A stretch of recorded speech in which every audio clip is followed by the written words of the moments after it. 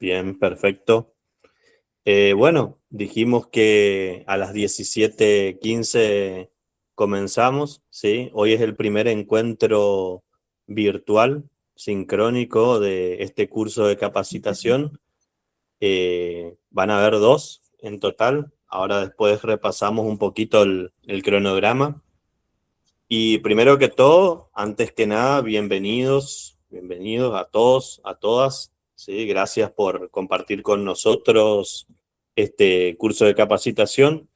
Y bueno, la idea es que hoy el encuentro sea un poco, que charlemos un poco sobre algunas cuestiones con respecto al uso del laboratorio, con respecto al módulo uno, ¿sí?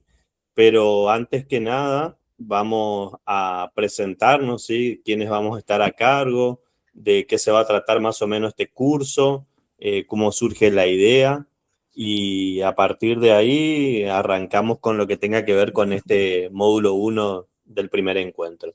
¿Sí? Primero que nada, me presento, yo soy Facundo Cuba, ¿sí? Soy profesor de química, soy licenciado en enseñanza de la ciencia y actualmente estoy cursando un doctorado en epistemología e historia de la ciencia, así que bueno, estoy a cargo del desarrollo de este módulo uno, ¿sí? Y de otros módulos, pero hoy básicamente este, y estoy en compañía de otro profe que le voy a dar la palabra para que se presente y lo conozcan. Buenas tardes a todos, sean bienvenidos. Mi nombre es Adolfo Núñez, profesor de biología y licenciado en enseñanza de la biología. Así como le contaba a mi colega recién, la idea es que a partir de todos los conocimientos que nosotros le podamos suministrar, más lo que ustedes en sus prácticas profesionales diarias pudiesen tener, hagan un compilado de toda esta información y puedan llevarlo a la práctica. Así como dice el curso, la idea es que además de que haya un intercambio de experiencias, que ustedes se lleven más ideas, cuestiones innovadoras y que lo puedan aplicar de manera inmediata en sus clases. El módulo 1 tratará sobre generalidades del laboratorio y estará aplicado para todo tipo de institución. Puede ser una escuela con un laboratorio discreto o una institución que tenga un gran laboratorio, en fin, nosotros no discriminamos qué laboratorio puede ser, digamos, o más chico o más grande, sino la información básica, general, pero sí concreta como para que todos pudiesen aprovechar al máximo este curso.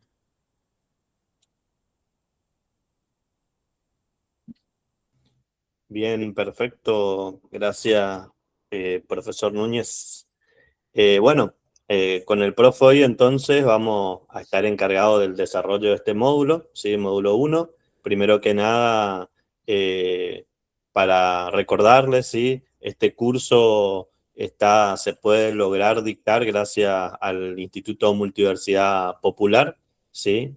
Eh, Instituto al cual pertenecemos ambos profes, ¿sí? Trabajamos en él, en el profesorado de educación secundaria en biología, que se dicta en la ciudad de Jardín América, si bien la institución tiene su sede central en Posadas, ¿sí? Ahí tiene también una tecnicatura, tiene un instituto secundario y también cuenta con tecnicatura en agroecología ambiental en la ciudad de Roca, así que tiene varias ofertas académicas siempre ligado al cuidado del ambiente y protección del mismo, ¿sí?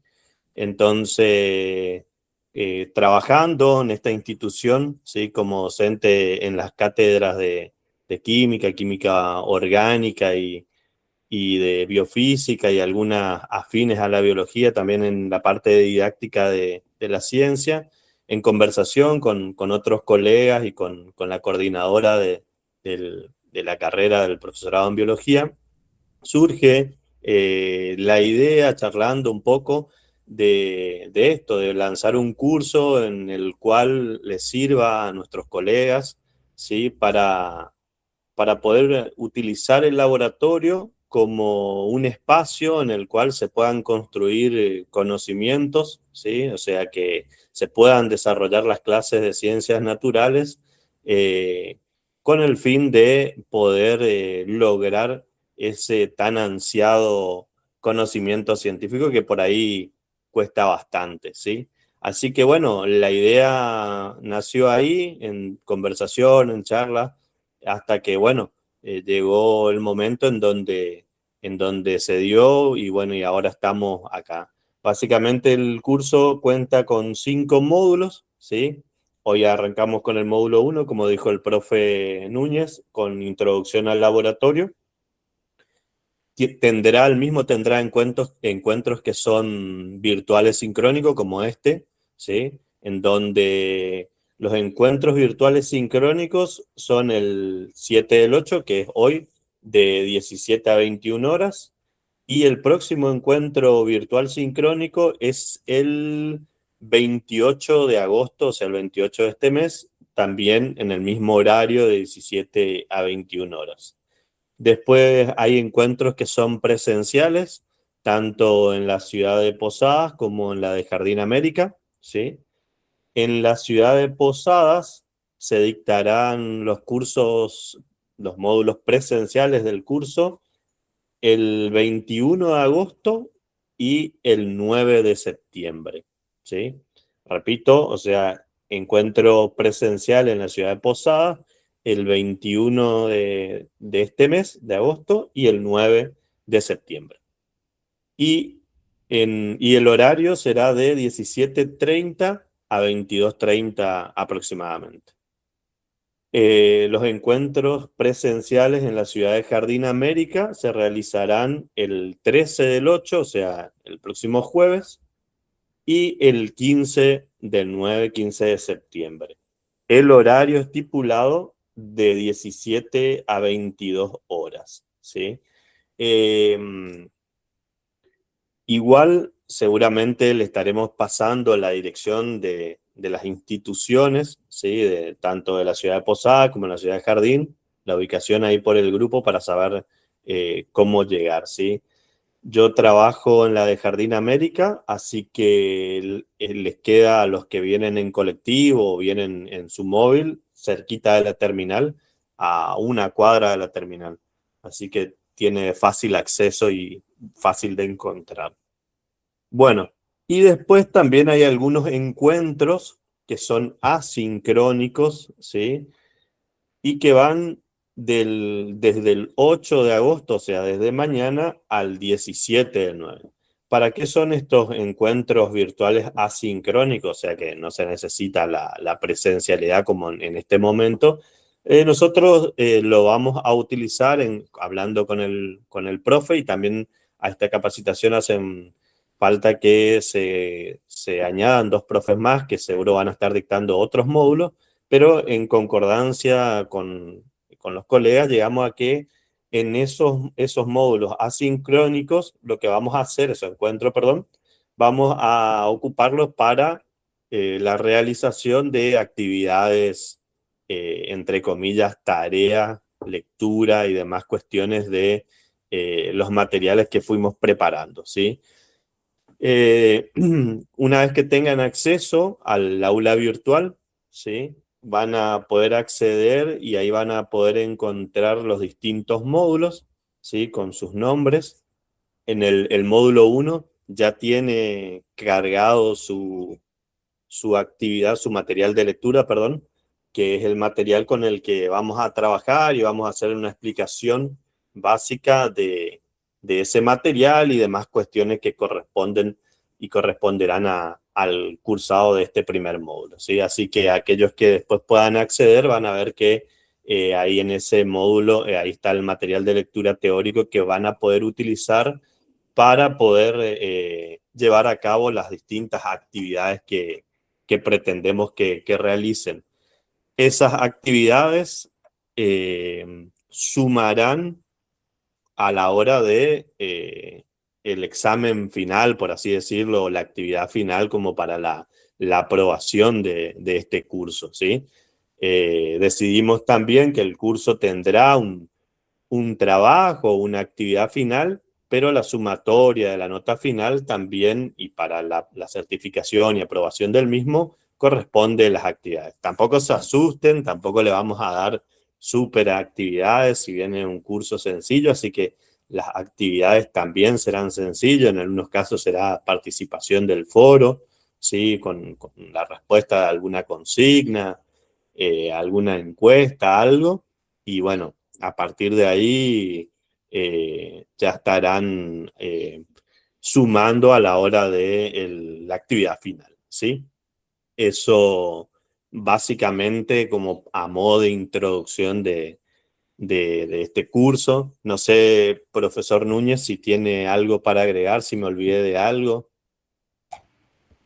Sí, la idea es que durante el cursado, básicamente participando de las clases prácticas o de las clases estas sincrónicas, ustedes puedan mechar o poder resolver ciertas cuestiones o problemáticas cotidianas que nosotros les llegásemos a dar en las actividades asincrónicas.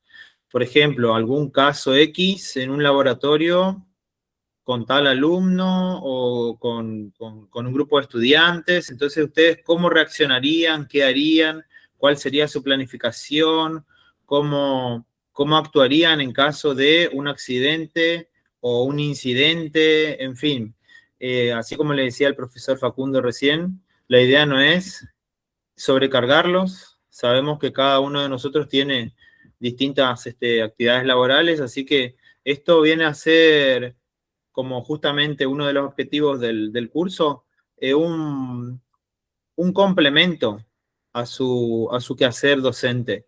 La idea no es eso de sobrecargarlo, sino el material de lectura es sencillo, es de fácil interpretación y las actividades, tanto como eh, el trabajo final, entre comillas, eh, que se entregará al final de la cursada, va a ser esto, como un conjunto de lo que es la práctica con la teoría que empezaremos hoy y después en la siguiente clase también.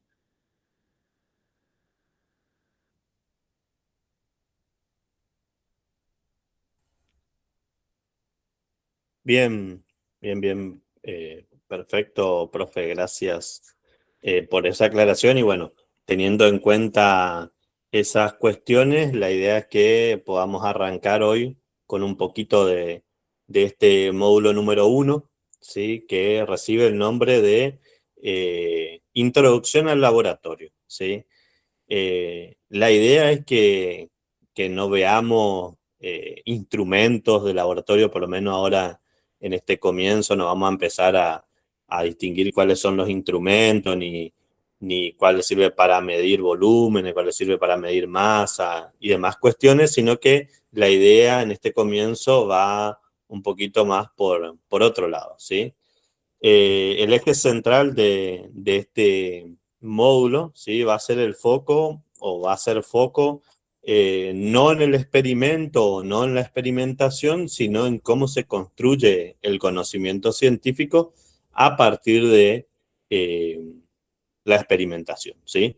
O sea, ese sería como el hilo conductor o el eje central de este módulo, ¿sí? Si bien vamos a ver una partecita en este inicio, eh, un poco teórica, un poco haciendo referencia o tratando de articular varias cuestiones como historia de la ciencia, epistemología, didáctica de las ciencias naturales, práctica docente, entre otras cuestiones, ¿sí? Poder articularlo un poquito con el uso de las distintas actividades prácticas, ¿sí? Eh, y después, en otro momento, ¿sí? En un segundo momento, porque después hacemos un cortecito y en un segundo momento vemos un poquito más de cuestiones aplicadas meramente al laboratorio, así como nos dijo el profe Adolfo, ¿sí? Así que bueno, en este primer momento por ahí vamos a hacer foco o bastante hincapié en cómo se construye el conocimiento científico y cómo infiere el uso del laboratorio o esa idea de laboratorio que tenemos tanto nosotros los docentes como así también nuestros estudiantes, ¿sí? Bien, para arrancar entonces un poquito, ¿sí? Tenemos que ponernos a pensar que muchas veces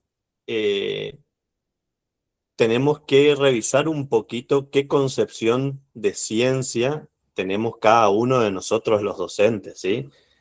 Porque a partir de esa concepción que tenemos nosotros, es como nosotros vamos a dictar nuestras clases, ¿sí? Y cómo también a partir de esa concepción vamos a utilizar el laboratorio, ¿sí? Entonces, de ahí radica la importancia de poder preguntarnos, ¿sí? Algo esencial que es qué concepción de ciencia construimos nosotros con nuestros estudiantes en nuestras clases, ¿sí? Y parece una pregunta filosófica, ¿sí? Pero en verdad es meramente didáctica, ¿sí? ¿Por qué le digo didáctica? Porque por cada decisión que nosotros tomamos de decisión pedagógica, ¿sí? Detrás de cada decisión pedagógica que tomamos en el aula, ¿sí? Se deja evidenciado cuál es nuestra concepción de ciencia, ¿sí? Y a partir de ahí nosotros tomamos ciertas decisiones, ¿sí?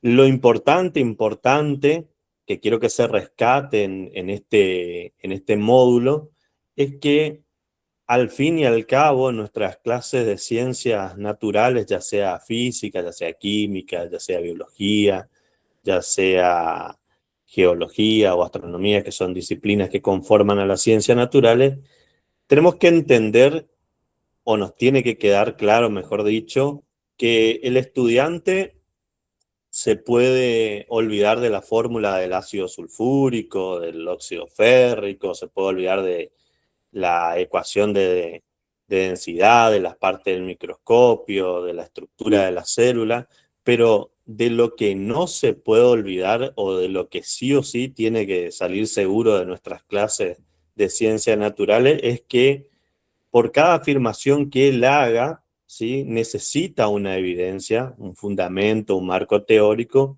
que las ideas pueden cambiar, que equivocarse forma parte del proceso de elaboración de conocimiento y que comprender el mundo natural que nos rodea muchas veces requiere o parte de buenas preguntas, ¿sí? O sea, no solo hacernos preguntas, sino que hacernos buenas preguntas.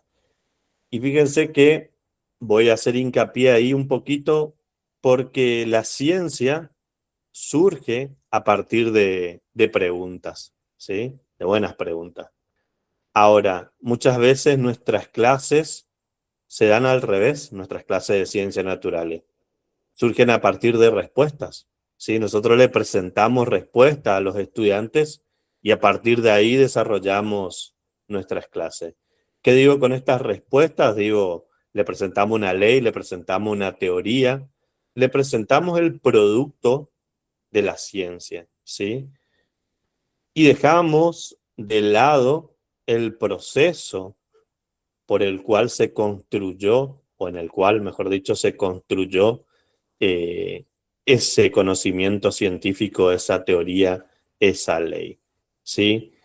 Entonces, queda muchas veces evidenciado en nuestras clases, digo nuestras clases porque me incluyo, porque eh, es difícil también poder romper los estereotipos, poder romper un montón de cuestiones, entonces no es que ahora yo me le voy a dar de que no, yo mis clases de ciencia hago de una forma, hago de otra, sino que la idea de está en intentar y poder darse cuenta cuál es el error y por qué muchas veces nuestras clases terminan siendo aburridas, ¿sí? O por qué muchas personas después no quieren estudiar materias o disciplinas que tengan que ver con las ciencias naturales, ¿sí? Entonces, hacerse esas preguntas, revisar un poco sus prácticas, también es una actividad docente y es una actividad que la tenemos que hacer y que cuesta, ¿sí? Muchas veces cuesta más de lo que pensamos. Y con esto retomando, como les dije, el tema de la pregunta, ¿sí? Muchas veces presentamos la respuesta y no la pregunta, ¿sí? Eh, como les dije, la ciencia comenzó con preguntas y muchas veces nosotros presentamos esas respuestas porque cuando enseñamos ciencia puntualizamos en la planificación, en los contenidos, en la evaluación, en los trabajos prácticos, en los recursos, en el laboratorio. Pero como les dije, dejamos por lado la imagen qué imagen construimos nosotros de la ciencia, ¿sí? Y fíjense que si nosotros presentamos a la ciencia como verdades definitivas, nuestras clases van a estar orientadas a la memorización de contenidos, ¿sí? Y si nosotros presentamos a la ciencia como algo que sigue un método rígido, que construye su conocimiento a partir de una metodología rígida, que no cambia, ¿sí? Entonces nuestros trabajos prácticos de laboratorio van a terminar siendo eh, el seguimiento de procedimientos que nos lleven a un determinado resultado, ¿sí? Y como les dije, muchas veces es difícil poder romper con ese estereotipo porque ustedes podrán decir, bueno, yo enseño como aprendí, ¿sí?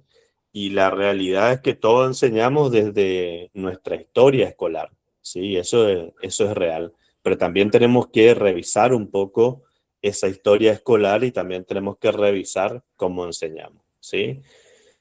Y esto lo podemos hacer entendiendo a la ciencia en primera parte como una actividad humana, ¿sí? Una actividad humana de construcción de conocimiento. Entonces, si yo la reconozco como una actividad humana que la llevan a cabo un conjunto de personas que tienen ideología, que tienen ideales, que tienen un montón de cuestiones que lo hacen personas, nuestras clases van a ser diferentes. O sea, nosotros vamos a tener otra apertura, ¿sí? Entonces, para ver un poco este cambio, ¿sí? Antes de que empecemos a hablar sobre qué es un trabajo práctico de laboratorio y cómo lo deberíamos hacer, tenemos que analizar un poquito primero cómo estas nociones o esta esencia tradicional positivista de la ciencia marcan nuestro trabajo a la hora de ir al laboratorio. Si nosotros analizamos y pensamos un poquito, pónganse ustedes, que son profes de ciencias naturales, pónganse a pensar un poquito cómo llevan a cabo sus trabajos prácticos, o sea, cómo llevan a cabo el trabajo en el laboratorio, ¿sí? O, o cómo lo llevaban a cabo cuando ustedes estaban en el secundario o en su ciclo de formación como docente, ¿sí? Muchas veces si nos ponemos a pensar, y porque me pasó a mí y porque también me formé en un modelo tradicional, tanto en el nivel secundario como en el nivel superior.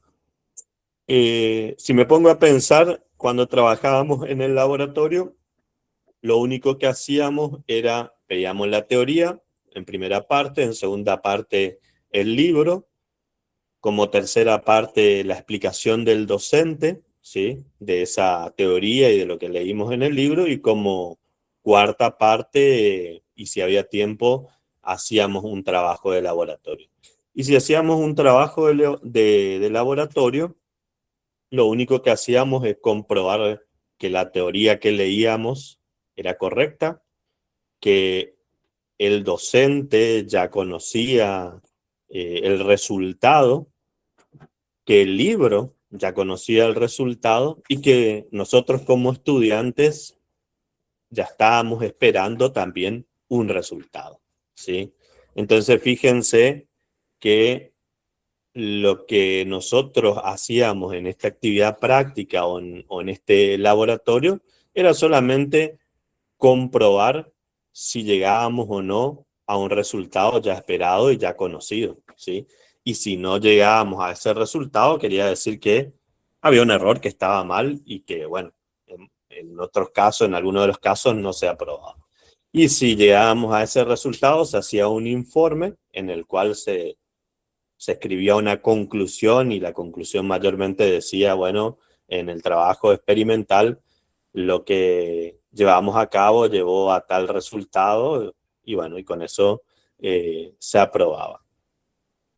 Entonces, fíjense que ahí, en todo ese proceso, y que creo que la mayoría lo hemos hecho y lo hemos vivido y muchas veces lo seguimos reproduciendo, estamos privilegiando la actividad práctica o la experimentación sin algún sentido en donde se piense o donde el estudiante o los estudiantes puedan pensar cada uno de los procedimientos que llevaron a cabo, ¿sí?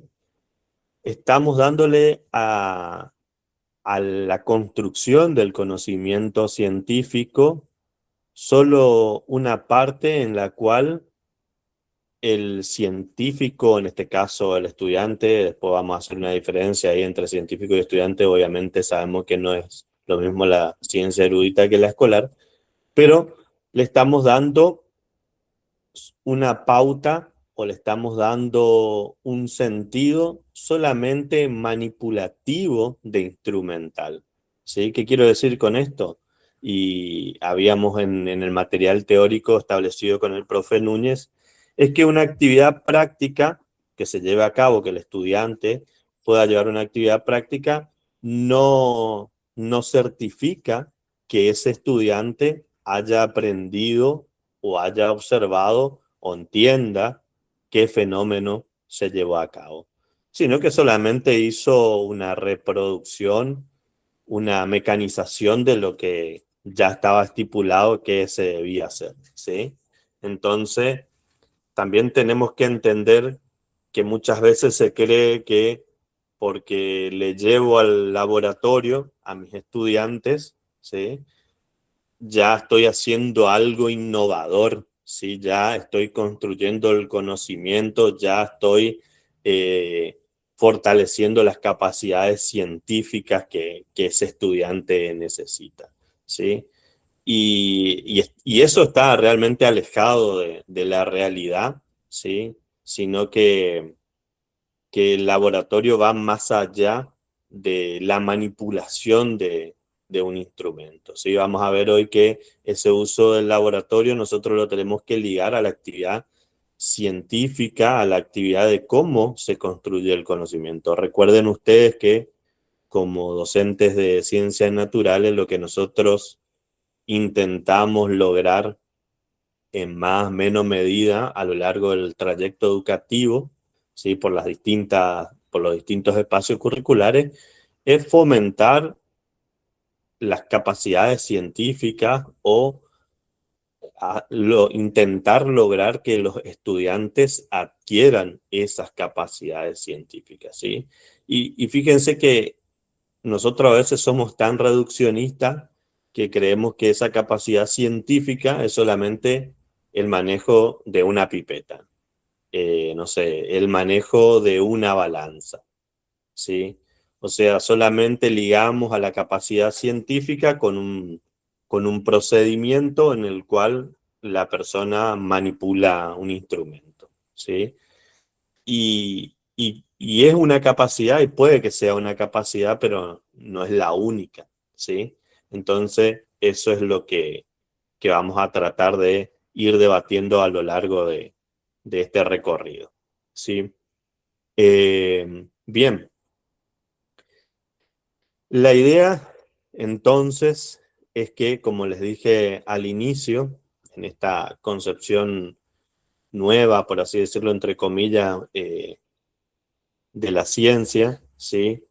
En poder entender qué es realmente la ciencia, tenemos que saber que no es solo el conocimiento que produce, porque en muchos de los casos me pueden decir, bueno, la ciencia es un conjunto de conocimiento, la ciencia busca la verdad, la ciencia eh, construye conocimiento a partir de otras teorías, etcétera. Y en realidad es todo eso y más, ¿sí? O sea, no es solo eso, es eso, pero no solo eso, sino que tenemos que entenderla como un proceso social, ¿sí? Un proceso que está ligado, ¿sí? A intereses económicos, sociales, políticos, armamentísticos en este momento, y que van configurando una sociedad. Y por lo tanto, si va configurando una sociedad, es producto de la actividad humana, ¿sí? Y entonces, la ciencia es una manera de construir conocimiento, ¿sí? De poder entender realmente cómo se construye. Y creo que muchas veces nosotros salimos del profesorado, ¿sí? Ya sea de química, de física, de biología, de los profesorados de ciencias naturales, y no estamos entendiendo realmente cómo se construye el conocimiento de tipo científico, ¿sí? Creo creo que eso es algo que se deberá corregir con el tiempo, ¿sí? Creo que está ligado por ahí a visiones tradicionales, ¿sí? Concepciones tradicionales de nuestros docentes a la hora de el desarrollo de las clases, y creo que va por ahí, ¿sí? Pero bueno, poder entender eso, de cómo se construye ese conocimiento, parte de esto que le decía al inicio. Tenemos que entender a la ciencia como un producto y un proceso, o sea que tiene dos factores, el producto final y el proceso. El producto final es lo que siempre enseñamos, ¿sí? La teoría, la ley, etcétera. Y el proceso es todo lo que se llevó a cabo para lograr ese producto. Por ejemplo, el contexto histórico de producción de ese conocimiento, las discusiones que hubieron para construir ese conocimiento. ¿Sí? Si nos ponemos, vamos a un ejemplo, ¿sí? Si nos ponemos a pensar, no sé, allá en el siglo XVII, ¿sí? No existían libros de física, no existía internet, no existía la calculadora, no existían siquiera algunas palabras que hoy se utilizan para hablar de ciencia, pero había personas en ese momento, personas que se hacían preguntas, ¿sí? Que se hacían preguntas como, por ejemplo, ¿por qué los cuerpos celestes, por qué los cuerpos se caen, por qué los cuerpos celestes se atraen, por qué la luna va cambiando su aspecto, ¿sí? ¿Y cómo hacían, o sea, cómo trabajaban? No se memorizaban las cosas, ¿sí? O sea, no había memorización en ese momento. Esto quiere decir entonces que la ciencia estuvo antes que los manuales, antes que los libros, ¿sí? Tenemos que entender entonces ese proceso. ¿Cómo hacían? Observaban, discutían, se equivocaban, volvían a empezar, comprobaban resultados, construían instrumentos, escribían cartas, ¿sí? Defendían sus ideas frente a otros investigadores, ¿sí? Entonces, fíjense, esas son todas las capacidades científicas que nosotros deberíamos poder fomentar a la hora de dar nuestras clases de ciencias naturales.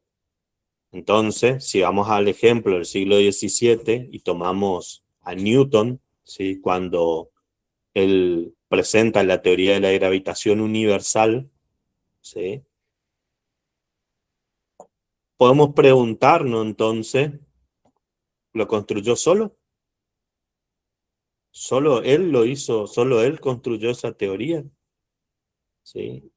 Entonces, si partimos nuestras clases y desde nuestras clases partimos en Newton fue el que creó la teoría de la gravitación universal y que es una verdad media, ¿sí?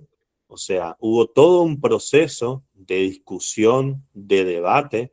¿Por qué digo no lo construyó solo? Porque él leyó otros trabajos anteriores al de él, ¿sí? Él discutió con otras personas para construir su teoría.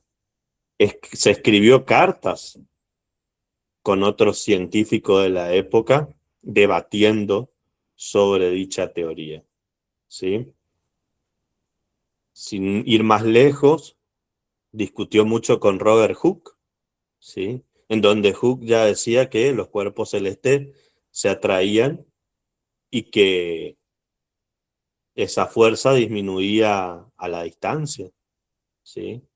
Pero podemos preguntarnos quién tenía razón. Y esa no es la pregunta, sino que cómo, cómo en esa discusión, en ese debate, en esa defensa de ideales, en ese contexto histórico de formación del conocimiento, se logró construir una teoría. Después que Newton logró matematizar como ningún otro científico de la historia toda esa teoría y todo lo que hoy conocemos del movimiento en nuestro entorno y demás cuestiones, es real, pero tenemos que sacarnos de la cabeza las inspiraciones divinas, los genios, ¿sí?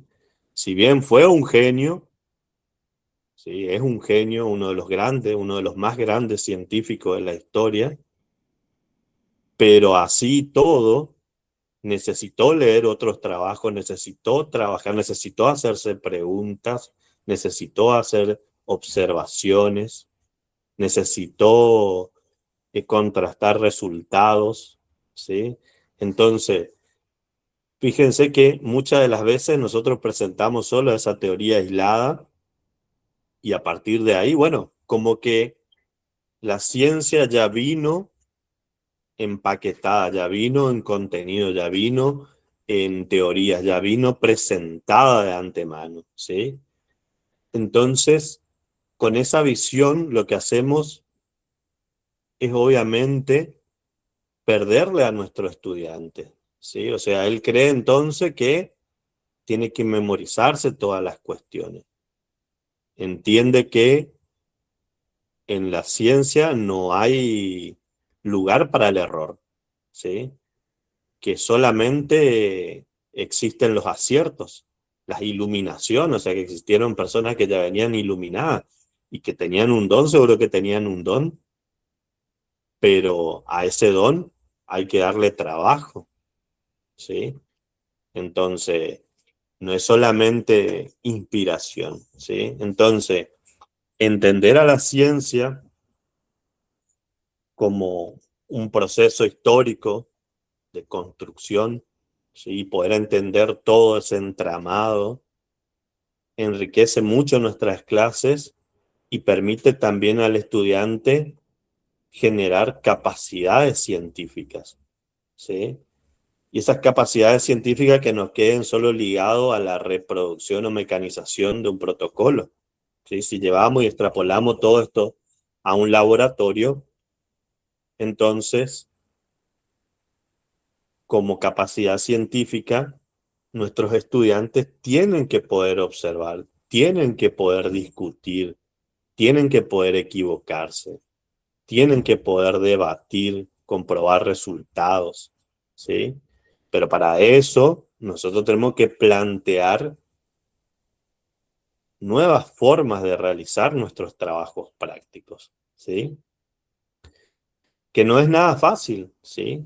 Que conlleva más tiempo, porque lo más fácil, obviamente, es presentarle un protocolo en donde diga paso número 1, tal cosa, paso número 2, tal otra, número 3, esto, y como último paso el resultado será tal cosa.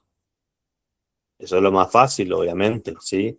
Que en primer no está mal, porque en primera medida te ayuda o te certifica a vos como docente ver si el estudiante sabe manipular algunos instrumentos, si sabe cuál es la utilidad, si sabe distinguir qué material usar, qué otro material no usar, ¿sí?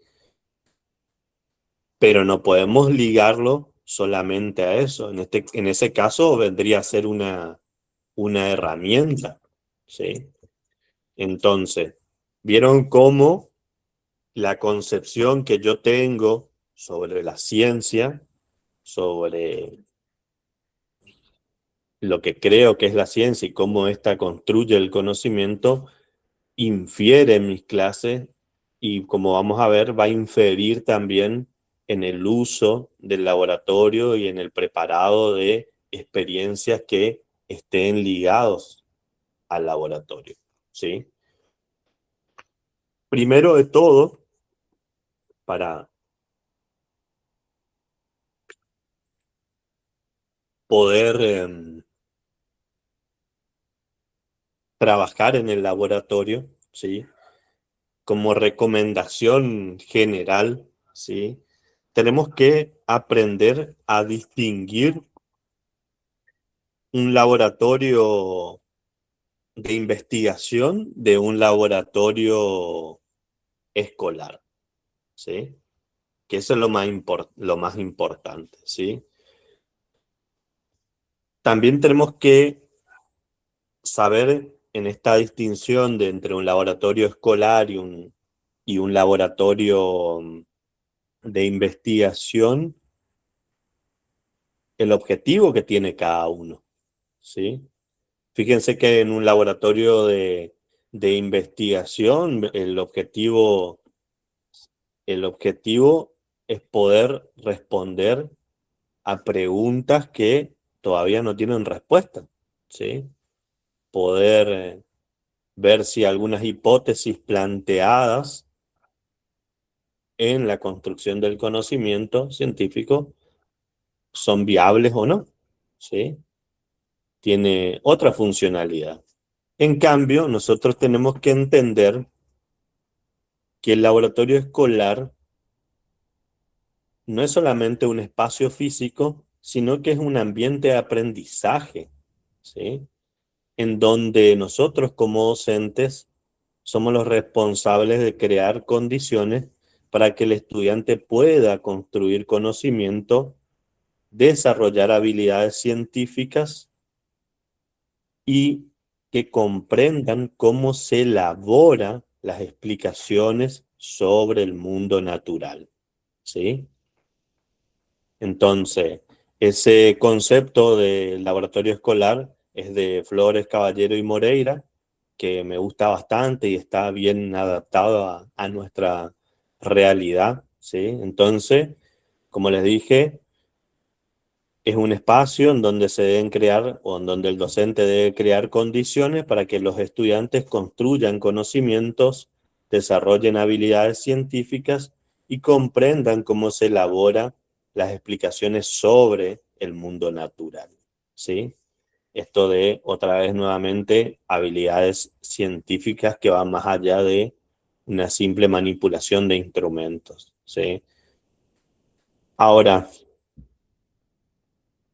cuando planteo un trabajo de laboratorio, ¿sí?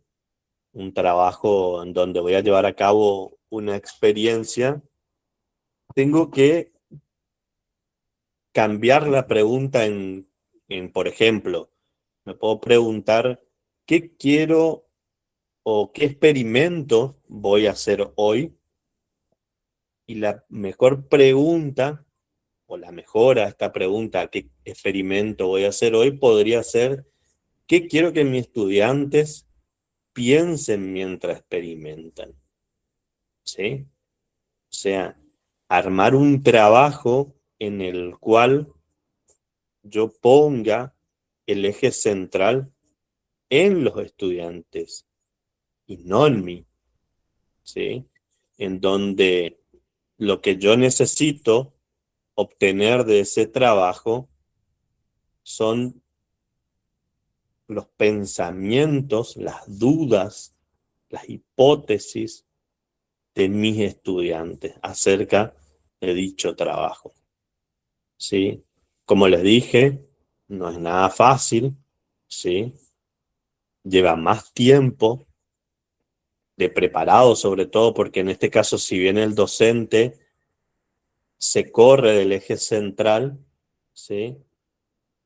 Y al correrse de ese eje central, se transforma en un guía, ¿sí? Y deja que el protagonista o el protagonismo lo tengan los estudiantes, ¿sí? Que obviamente este protagonismo va a ser en gran medida, o el objetivo de ese protagonismo es que ellos puedan entender cómo se logran las explicaciones de nuestro entorno natural a partir de la adquisición de habilidades científicas, ¿sí?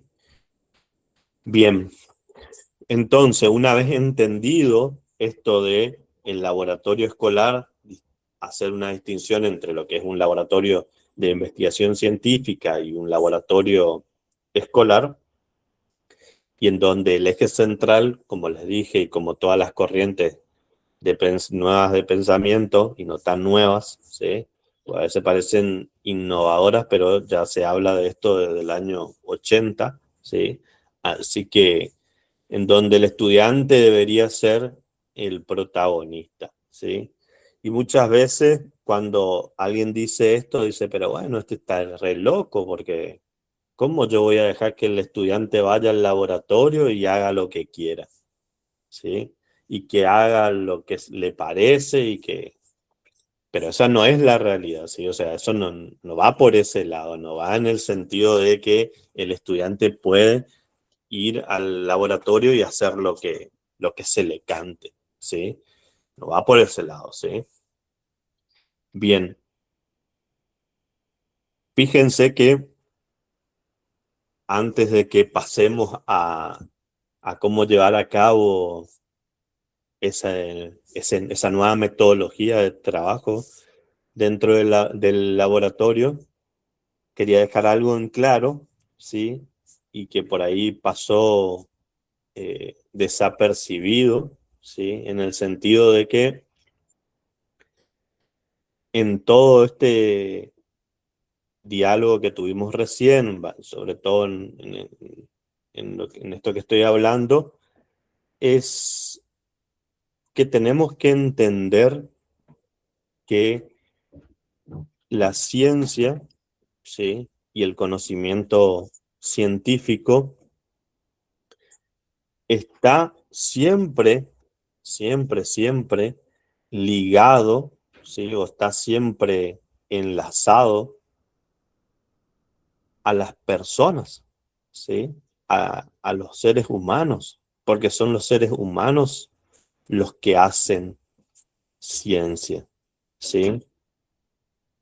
Entonces, si está ligado al ser humano, tenemos que entender que para poder construir el conocimiento, tenemos que aceptar el error, ¿sí? Que el error no es el enemigo de las personas que hacen ciencia. Por lo tanto, no será el enemigo del estudiante cuando vaya al laboratorio, ¿sí? Porque ¿qué habría sido de los científicos que abandonasen sus investigaciones porque apenas le dé un resultado errado de lo que estaban esperando? Me imagino que la ciencia no sería lo que es hoy, ¿sí? Entonces, también cuando doy mis clases de ciencia, tengo que focalizar en esas actividades erróneas o en todo ese trabajo completo que llevó a cabo la persona para lograr ese conocimiento. Y también después, obviamente, aceptarlo a la hora de la elaboración de mis trabajos prácticos, ¿sí? Si la persona, si yo elaboro un trabajo práctico en el cual, bueno, no salió o no se logró el resultado que obviamente yo como docente lo estoy esperando, lo importante sería hacerles preguntas, ¿sí? Como por ejemplo, ¿qué nos está diciendo ese resultado? ¿Sí? ¿Qué podríamos revisar? ¿Qué aprendemos de esta situación? Lo más interesante sería, bueno, que nuestros estudiantes puedan tener las capacidades suficientes como para ellos mismos hacerse esas preguntas, ¿sí? Pero si nosotros no le damos las herramientas necesarias, no lo van a poder hacer, ¿sí? Entonces, lo más interesante o lo más lindo, por así decirlo, sería que, bueno, cuando lleguen a un resultado que no es el esperado, se puedan plantear esas interrogantes, ¿sí? Y no decir, bueno, profe, no, acá me salió re mal. No, yo no, acá no, esto está todo mal. No sé, tenemos que tirar porque no es igual a lo que dice la teoría o a lo que me tendría que dar, ¿sí? Porque como les digo, si todos los científicos hubiesen tirado todo lo que tenían cuando se equivocaban, y bueno, íbamos a estar ahí todavía en una transición entre ciencia y pseudociencia, ¿sí? Aunque las pseudociencias han ganado mucho campo en este momento, no sé, yo creo que también eso está ligado a nuestra visión o como nosotros damos ciencia en las escuelas, ¿sí? Hoy en día, esto punto y aparte, creo que las pseudociencias han, han captado con mayor dimensión le atrae más a nuestros adolescentes y no tan adolescentes, personas grandes también, que la ciencia misma, ¿sí? Pero bueno, fíjense que las concepciones tradicionales que fuimos desarrollando a lo largo del tiempo, creo que decantan en este momento histórico, ¿sí? Por ejemplo, no sé, hay un montón de pseudociencias que están de moda y que, bueno, los medios de comunicación también se utilizan para darle repercusión. Fíjense, pónganse a pensar ustedes, seguro que usan Instagram o alguna red social, no sé, TikTok, Instagram, Facebook, cualquiera de esos. Y si ustedes miran, hay miles y miles de videos en donde se habla de, no sé, astrología, tarot, descodificación, un montón de cuestiones y que hay miles de videos, ¿sí? O hay en YouTube, ustedes buscan y hay un montón de videitos también ahí. O en los famosos streaming, le llevan a bruja para que adivine el futuro, para que esto, aquello. Pero en ninguno de los programas televisivos de streaming nunca van a ver o pocas veces, a un doctor en ciencia, a un doctor en esto, a un postdoctor de tal cosa, hablando sobre cuestiones que hacen a la ciencia de la veracidad de ciertas cuestiones, ¿sí? O al mal uso o al desuso, al mal uso de algunas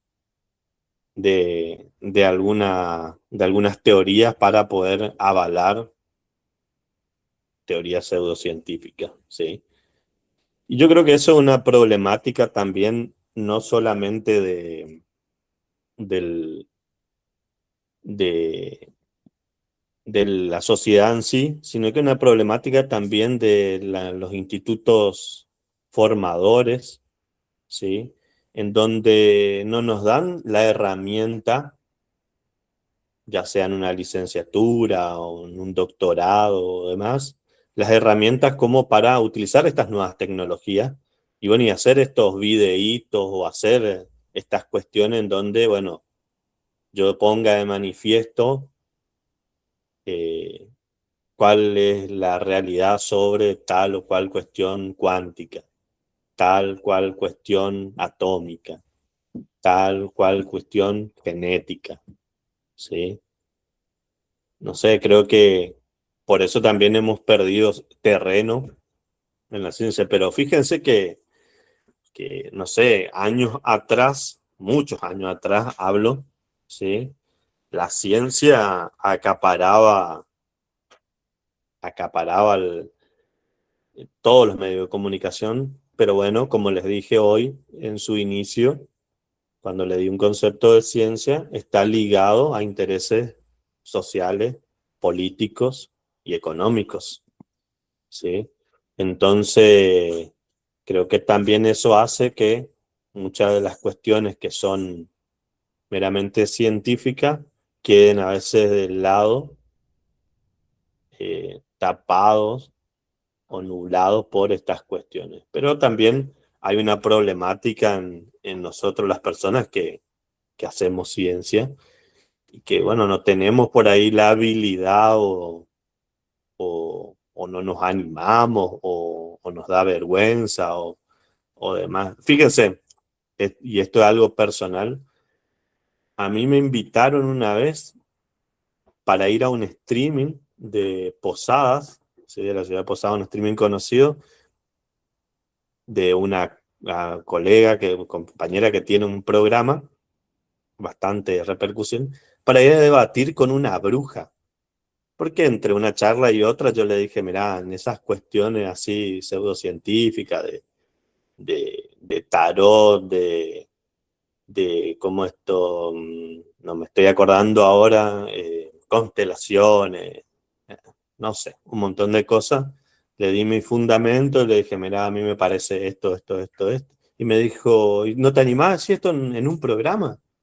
En mi programa. Y no sé, le dije, no sé, dale, dale, yo tengo una bruja conocida que también se dedica a esto y te ponemos ahí un cara a cara a debatir y yo dije, nada, estamos todos locos, o sea, está bien que uno, pero bueno, y ahí después me puse a pensar y dije, ¿y por qué no acepté la propuesta? Y dije, bueno, me voy, pero también es como les digo, por ahí no tenemos las herramientas suficientes como también en ese momento poder hablar, debatir, discutir, qué sé yo, ¿sí? Pero bueno, eso era algo que le quería contar y algo que bueno, fíjense cómo todo decanta en las concepciones sobre ciencia que tenemos y cómo las desarrollamos, ¿sí? Ahora, para continuar un poquito, ¿sí? La idea es que, para que no sea tan aburrido, ¿sí? Eh, yo, o sea, tenía pensado, ¿sí? Compartirle una presentación, ¿sí? Pero bueno, en este momento me estaba dando un poco de error ahí en la compu, entonces por ahí ese era un problemita. La idea es que ya hablamos sobre el laboratorio escolar, ya hablamos de construcción de ciencia. Ahora tenemos que, para seguir un ratito más, ¿sí? Hablar de cuándo comienza el trabajo en el laboratorio, cómo comienza, ¿sí? O cómo deberíamos comenzar, ¿sí? O cuál es el papel que nosotros deberíamos asumir en los trabajos de laboratorio. Y la respuesta a cómo comienza el laboratorio comienza cuando aparece una buena pregunta. ¿Por qué cuando aparece una buena pregunta? Porque todo esto que hablamos de ciencia, tenemos que entender que la ciencia es una actividad intelectual, ¿sí? Porque como les dije, muchas veces queda ligado a que la ciencia es solamente experimento, experimento, experimento, manipulación de instrumentos, mediciones, ¿sí? Hacemos foco solamente ahí y caemos en un reduccionismo de la actividad científica. Si nosotros Facu, perdón. estuviésemos, ¿sí? Facu, ¿querés que yo pruebe si puedo presentar lo que tenés o no? Dale, dale, perfecto. ¿Es el que subiste? Sí, sí, sí, sí. Dale. Vamos a ver si soluciona ahí el profe Adolfo para nosotros.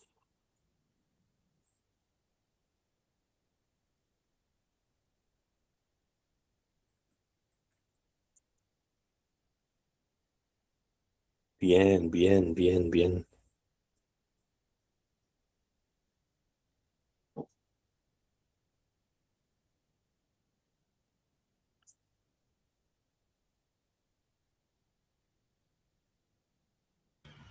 ¿Qué número de diapositiva, Facu? Eh, a ver, fíjate, poner la frase de Paulo Freire, creo que era la primera o segunda por ahora, y ahí después le pasamos. Yo me silencio y vos me decís cambiar, avanzar, esperar, ¿sabes? Dale, dale, perfecto. Esa misma. Bien, fíjense, les dije, le pregunté cuándo comienza el laboratorio. Sí, bueno, ahí abajo, fíjense, dice laboratorio escolar, no se trata de comprobar lo que ya sabemos, sino de aprender a descubrir, ¿sí? Y tomé esta frase de Paulo Freire, en donde dice, enseñar no es transferir conocimiento, sino crear las posibilidades para su producción o construcción. Como les dije, el laboratorio comienza cuando aparece una buena pregunta, ya que es un escenario intelectual que define la calidad de la experiencia del aprendizaje. Si Freire nos dice que enseñar no es transferir conocimiento, entonces el laboratorio no debería ser un lugar donde el docente, perdón, muestra lo que sabe. ¿Sí? ¿Me explico? Entonces, tomando un poquito esta frase de Freire, vemos que enseñar no es transferir conocimiento, entonces nosotros cuando planteamos nuestro trabajo de laboratorio, también no tenemos que plantearlo en el sentido, bueno, voy y demuestro lo que yo ya sé, sino que debería ser un lugar donde se crea las condiciones para que los estudiantes construyan el conocimiento, ¿sí? Entonces era un poquito perdón, una, un acercamiento de lo que nos dice Freire, ¿sí? Con respecto a la actualidad. Siempre el conocimiento de Paulo Freire sigue siendo actual, ¿sí? Si nunca lo leyeron, le invito a que lean sus trabajos, que siempre van a estar actualizados con materia a lo que es la práctica docente, ¿sí? Pasarle nomás a ver, mito, realidad. Ahí estamos. Fíjense que, bueno, ahí hoy lo que habíamos hablado un poquito entre el laboratorio científico versus el laboratorio escolar, ¿sí? Como les dije, el laboratorio científico tiene otras metas, otros objetivos, otro foco también. Lo que nosotros tenemos que puntualizar es en nuestra, en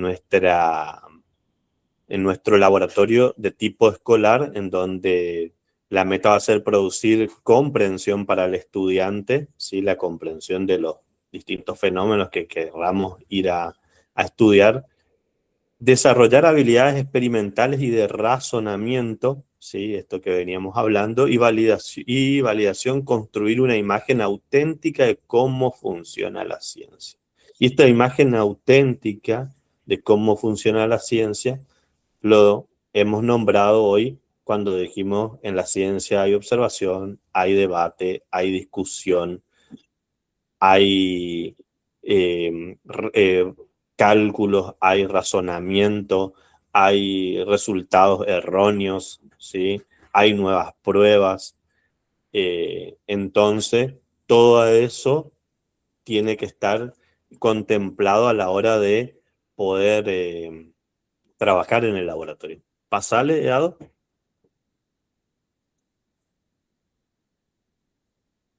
Ahí. El anterior. Bien, fíjense que hablando y haciendo hincapié en el laboratorio escolar, ¿sí? Cuando nosotros planificamos una actividad de laboratorio, ¿sí? Tenemos que tener en cuenta las tres dimensiones del aprendizaje, ¿sí?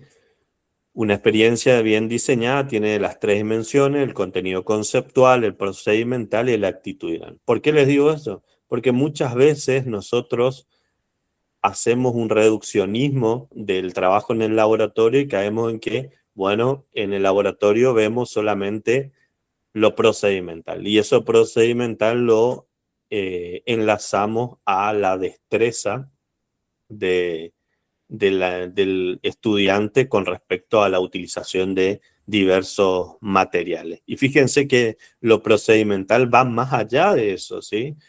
Un contenido procedimental va desde la observación, desde medir, desde registrar datos, de controlar variables, ¿sí? De esquematizar a partir de esas variables, ¿sí? O a partir de esos registros de datos, ¿sí? Nosotros mayormente lo procedimental es observar la experiencia o manejar el instrumento y nada más, ¿sí? Entonces, fíjense que también al ser un contenido, ¿sí? Cuando lo planifico, también tengo que planificar las estrategias de enseñanza-aprendizaje de ese contenido, ¿sí? ¿Por qué? Porque muchas veces vamos al laboratorio y damos por obvio un montón de cosas que no son tan obvias, ¿sí? Por ejemplo, si nosotros vamos al laboratorio y vamos a hacer una observación en el microscopio, ¿sí? Muchas veces le decimos a los estudiantes, y bueno, ahora lo que vamos a hacer es un preparado. Tienen que agarrar el portaobjeto y el cubreobjeto y ponen la muestra ahí. Y hacen un corte transversal. Y el estudiante no tiene ni idea de lo que es un corte transversal. O capaz que no tiene ni idea de lo que es un portaobjeto, un cubreobjeto. ¿Sí? Y que nosotros obviamente decimos, ah, no, pero ustedes son estudiantes del cuarto año, del quinto año, eso ya deberían estar sabiendo. ¿Sí? Entonces damos por obvio un montón de cuestiones en donde no la deberíamos dar por obvio, ¿sí? Entonces eso es un problema también a la hora de trabajar en el laboratorio, ¿sí? Los contenidos procedimentales, ¿sí? O sea, ¿qué procedimiento? Por ejemplo, el de registrar los datos y armar un gráfico. Vos le decís, bueno, quiero que me armes un gráfico en donde tenga la temperatura y el tiempo y que determine a partir de ese gráfico, temperatura, tiempo, el punto de ebullición. Y cuando el estudiante, cuando yo nunca le enseñé a hacer un gráfico y le digo, no, pero en matemática eso lo tendrían que haber dado. ¿Sí? Entonces eso es muy sencillo también, ¿sí? Liberarme de la responsabilidad de, bueno, si yo quiero que mi estudiante sepa hacer un esquema, un gráfico, que sepa registrar los datos, ¿sí? Que sepa controlar variables, ¿sí? Entonces todo eso lo tengo que enseñar, ¿sí?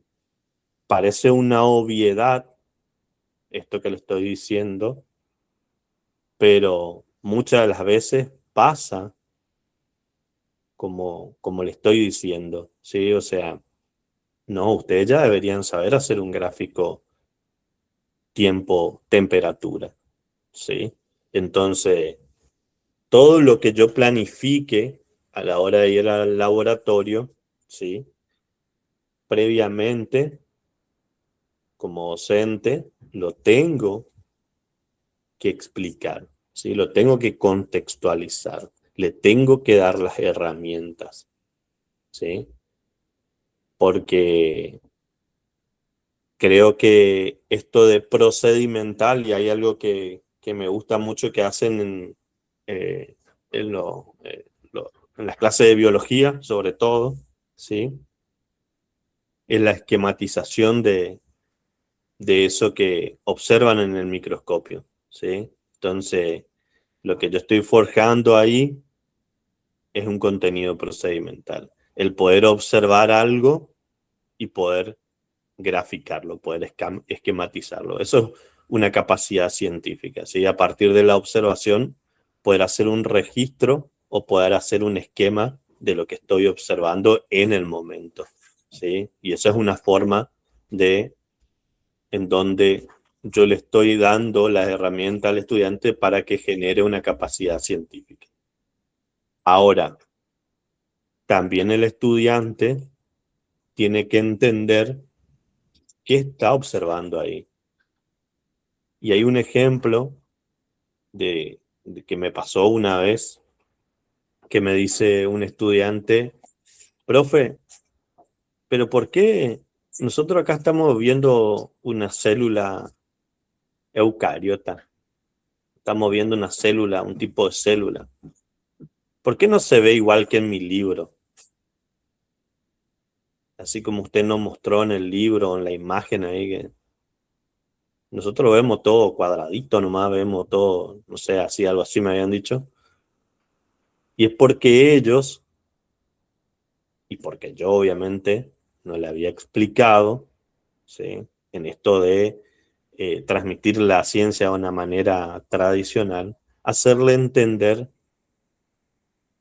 que la ciencia construye modelos o modeliza la realidad, ¿sí?, a partir de las explicaciones que da sobre ciertas cuestiones, ¿sí? Necesita de modelos para que esa explicación sea lo más sencilla posible, ¿sí? Entonces, para mí era obvio que no se iba a ver igual que en el gráfico de modelo, pero nunca se los dije a mi estudiante, ¿sí? Entonces, como les digo, nunca den algo obvio como obvio. En nuestro caso, en química, enseñamos los modelos atómicos, ¿sí? Todo fraccionado. Primero ya partimos del error y decimos, bueno, se perdió 2000 años de ciencia porque Aristóteles no aceptó la teoría de Demócrito sobre la teoría que él tenía, la teoría atomista de Demócrito y Leucipo, ya que a Aristóteles no le interesó y decía que no estaban formados por átomos, entonces perdimos 2000 años de ciencia. Y eso es una concepción tradicional, ¿sí? En verdad deberíamos ver qué descubrimientos hubieron en esos 2000 años y qué cuestiones ligadas a la filosofía de la naturaleza sirvieron y se utilizaron para, por ejemplo, la construcción taxonómica, en el caso de la biología, para las distintas construcciones astronómicas del universo, que podían estar erradas, y seguro que sí, pero eran construcciones en ese momento ligado a lo que después sería la ciencia, porque la ciencia viene de la filosofía de la naturaleza.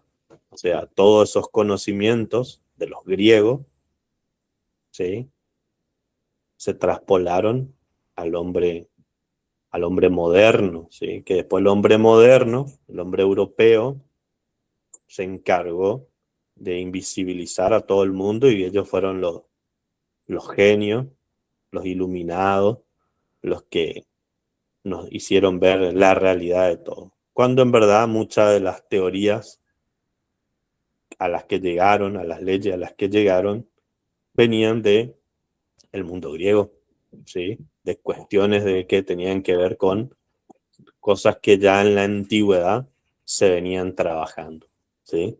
Entonces, fíjense cómo todo en la vida es evolución, ¿sí? Y hasta el conocimiento es evolución. Por ejemplo, la revolución científica, que comienza con Nicolás Copérnico, la idea no nació meramente de la cabeza de él, sino que había leído a Tarcos, un griego del siglo III antes de Cristo, en donde ya planteaba una teoría heliocéntrica, ¿sí? Lo que él le dio fue un fundamento, un marco teórico, pero trabajando con esa teoría, ¿sí? Entonces, así hay un montón de ejemplos. Pero la idea, retomando otra vez todo el laboratorio y las dimensiones, ¿sí? Tenemos que tener en cuenta cuando planeamos estas tres cuestiones. Pasale nomás.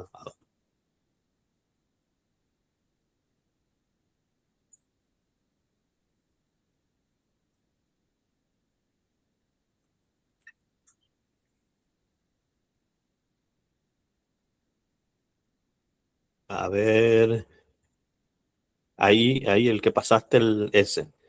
Bien, fíjense si tomamos el laboratorio tipo receta o la caída del modelo tipo receta, en donde el docente explica la teoría, el estudiante lee el libro, el laboratorio comprueba la teoría como veníamos viendo. Hoy yo le había dicho, la ciencia no nació en un libro, antes de transformarse en teoría, el conocimiento fue construido por personas que observaron y formularon preguntas, ¿sí?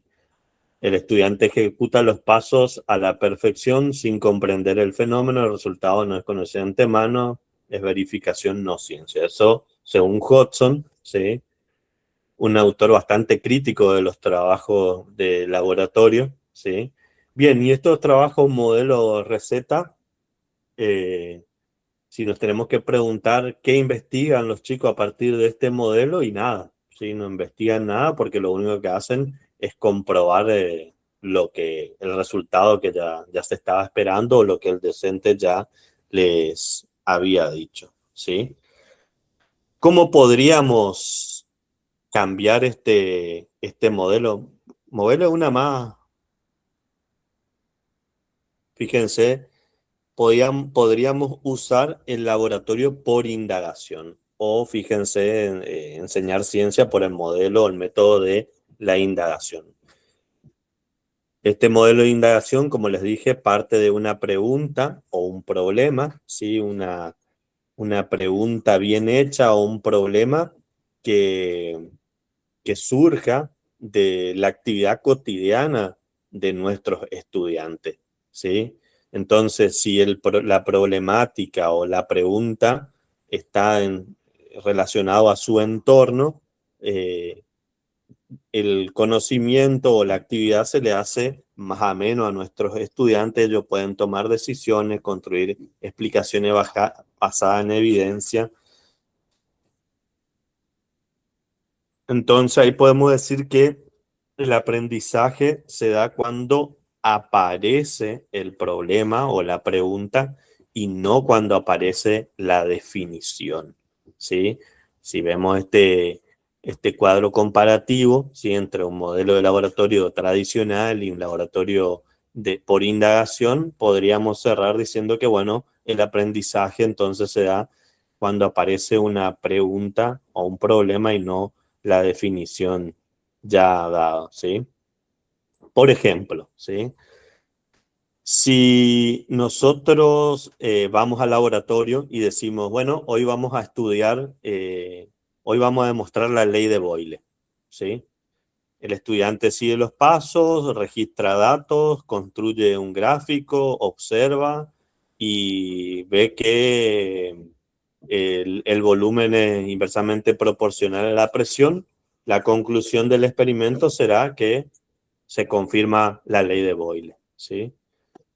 Le voy, le doy un protocolo y le digo, bueno, estos son los pasos que tenés que seguir, paso por paso. Pero podríamos partir, ¿sí? En donde el docente ingresa al laboratorio con sus estudiantes y deja una jeringa en la mesa o en la mesada, ¿sí? Y no le explica nada, ¿sí? Y solamente le pregunta, eh, no, le podemos decir ahí que, bueno, dejamos la jeringa y le decimos que intenten comprimir el aire que contiene, ¿sí? Solo eso. Entonces, bueno, los estudiantes harán sus pruebas para poder comprimir ese aire que tiene la jeringa y luego le preguntamos, bueno, ¿qué sienten? ¿Sí? Y no sé, muchos te dirán que, no sé, que no puede sacar todo el aire, que cada vez cuesta más, que no sé, nos darán su respuesta, ¿sí? A partir de eso. Y fíjense que ahí no hablamos ni de volumen, no hablamos ni de presión, ni de teoría, ¿sí? Pero lo que sí surgió ahí fue una pregunta auténtica, ¿sí? Y a partir de esa pregunta, nosotros podemos tomar la misma como para poder de a poco ir insertando, no sería insertando, pero sería desarrollando, ¿sí? Lo que es la actividad científica, ¿sí? Que fíjense que no parte de algo conocido, sino que algo desconocido en ese momento para ellos, ¿sí? Y que bueno, lo rico en ese momento sería escuchar sus teorías, sus explicaciones, ¿sí? De que por qué cuando intentan comprimir ese aire pasa lo que pasa, ¿sí? Que discuta con el compañero, no, pero a mí me pasa así, no, pero yo creo que es así, no, pero si lo hacemos así, creo que va a traer mejor resultado, yo creo que no por tal cosa, ¿sí? Entonces, lo que yo estoy ahí fortaleciendo es la discusión, el debate, lo rico de la ciencia, ¿sí? Entonces, entonces tenemos que saber que o tener en cuenta que el laboratorio no enseña, sino que lo que enseña es la propuesta didáctica, ¿sí? La técnica, o como yo le dije hoy, obviamente que el chico sepa trasvasar con una pipeta un volumen a un vaso, o que sepa enrasar un matraz aforado, preparar una solución, sepa medir la masa en una balanza de tantos gramos, ¿sí? Está bien, eso es la técnica, sí, es importante, sí, pero como les dije, es una herramienta. Lo importante es pensar, reflexionar, comprender, explicar. O sea, no hacemos la experiencia para solamente usar los materiales, ¿sí? Sino que para producir mejores preguntas. Esa sería nuestra conclusión, ¿sí? Pasale, Ado. Bien, fíjense ahí el cambio. Pasale, Ado, pasale.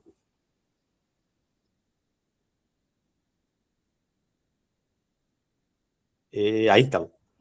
Fíjense, bueno, ahí principio uno y 2 de preguntas y decisiones, ¿sí? Partir de preguntas, no de respuesta, favorecer la toma de decisiones.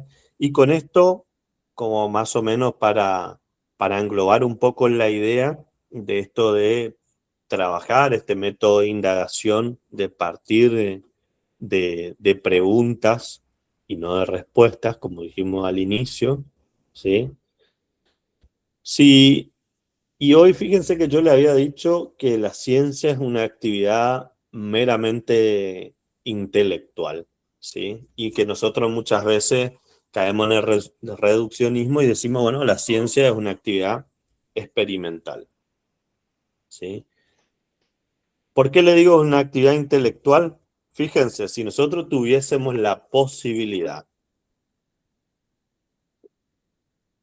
de poder observar, no sé, un mes, 2 meses,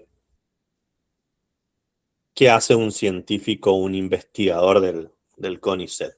Si tuviésemos ese privilegio y bueno, decimos, ¿qué hace un científico? Me quedo un mes, 2 meses viendo a ver qué hace.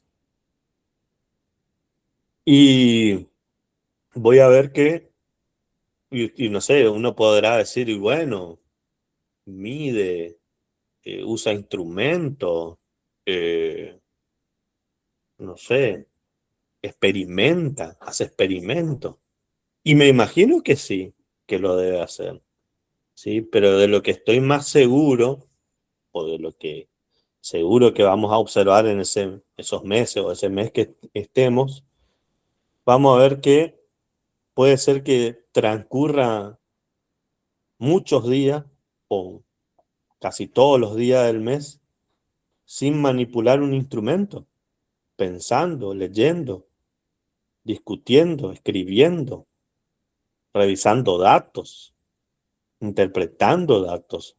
replanteándose hipótesis, ¿sí?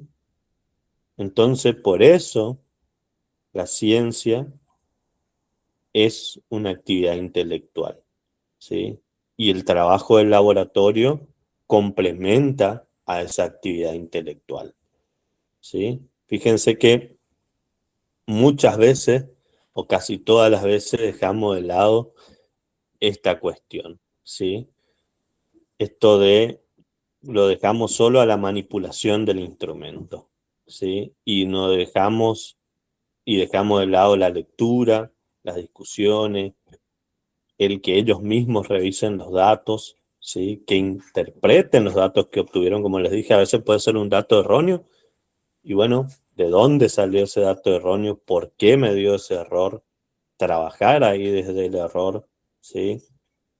Replantear las hipótesis, porque puede ser que haya llevado a cabo mi trabajo, ¿sí? Y resulta que mi hipótesis no es verificable, por lo tanto, debería plantearme otra, ¿sí? Y en muchos casos, ¿sí? El problema también está en el método, en el popular y famoso método científico, ¿sí? Este método científico que Francis Bacon nos heredó y que todavía, imagínense, no nos podemos desarraigar y pensamos que es el único método, ¿sí? Una serie de pasos que se sigue para lograr construir conocimiento de tipo científico. Otra vez como una receta, ¿sí? Se vuelve un proceso lineal, ¿sí? En donde sí o sí voy a obtener un resultado si sigo esos pasos, ¿sí? Como siempre, ese método meramente positivista que va de lo universal a lo general, ¿sí? Y en donde siempre se parte de la observación, y eso es una mentira, ¿sí? Porque las observaciones se hacen a partir de marcos teóricos, a partir de fundamentos, si no yo no voy a poder observar nada, ¿sí? Si no tengo un marco teórico, un fundamento de lo que necesito, y no voy a poder observar, ¿sí?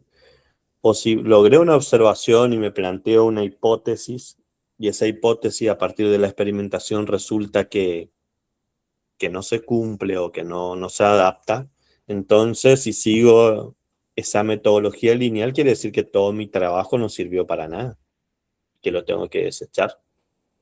Y sabemos que el conocimiento a lo largo de la historia no se construyó así, ¿sí? Entonces también muchas veces el mal entender o el entender que existe un único método científico hace que caigamos en este reduccionismo de la ciencia y del trabajo científico muchas veces, ¿sí?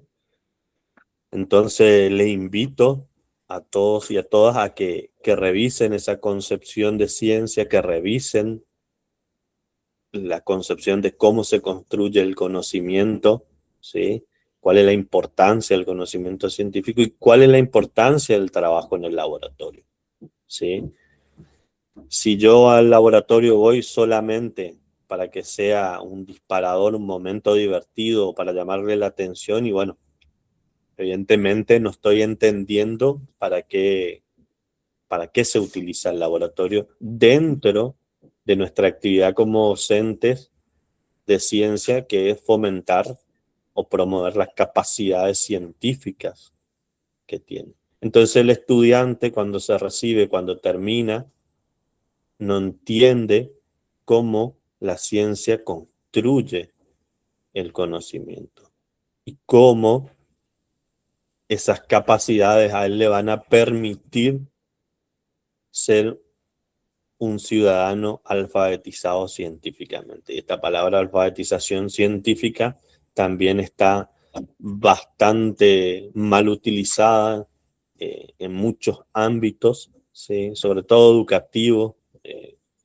Muchas veces queda lindo en el discurso, pero el poder estar alfabetizado científicamente va más allá de que yo haga una experiencia de laboratorio o una salida de campo, ¿sí? Fíjense que si yo hago una salida de campo o una salida al patio de la escuela y digo que con eso le voy a alfabetizar científicamente al estudiante, y estoy muy errado, ¿sí? Porque fíjense que para poder alfabetizar científicamente debemos, primero que nada, promover las capacidades científicas. O sea, el estudiante cuando sale tiene que saber distinguir, por ejemplo, puede dar una idea, fundamentar esa idea, reconocer cuáles son eh, falsa información, cuál es material útil, ¿sí? Y un montón de cuestiones más, ¿sí? A modo de cierre, ¿sí? Eh, Fíjense que, por ejemplo, si nosotros queremos enseñar densidad, ¿sí? En la escuela, utilizar el laboratorio. Y recuerden que el laboratorio, como dijo hoy el profe Núñez al comienzo, puede estar más equipado, menos equipado, ¿sí? Puede tener mucho instrumental, poco, o puede tener un gran espacio o no puede tener un espacio, pero lo que realmente importa es la propuesta didáctica y pedagógica, o sea, que yo planifico para una actividad, ¿sí? Si yo, por ejemplo, densidad y voy al laboratorio y le digo, ¿qué es la densidad? Y bueno, entonces yo estoy esperando que ellos me den una definición de qué es la densidad, ¿sí? Un concepto. Ahora, si le pregunto, ¿por qué un barco de acero flota mientras que un tornillo más pequeño y de acero, del mismo material, se hunde? ¿Sí? Entonces, con esa pregunta disparadora, ¿sí? De inicio, podemos empezar a trabajar en donde yo veo si los chicos, a partir de esa problemática, empiezan a dar sus ideas, ¿sí? Recuerden que ellos vienen con ideas previas, que a partir de ello construyen su realidad, pero bueno, cuando esas ideas ya no responden, ¿sí? A la realidad en sí, entonces, ¿cómo hacen? ¿Qué mecanismo utilizan para poder reemplazarlas, por así decirlo, entre comillas, ¿sí? Y buscar nuevas respuestas? Pero para eso yo tengo que poder proponer un conflicto cognitivo en donde el estudiante se vea en ese conflicto, ¿sí? Y a partir de ahí poder fomentar esas capacidades científicas de las que venimos hablando, ¿sí? Correle, nomás, no sé.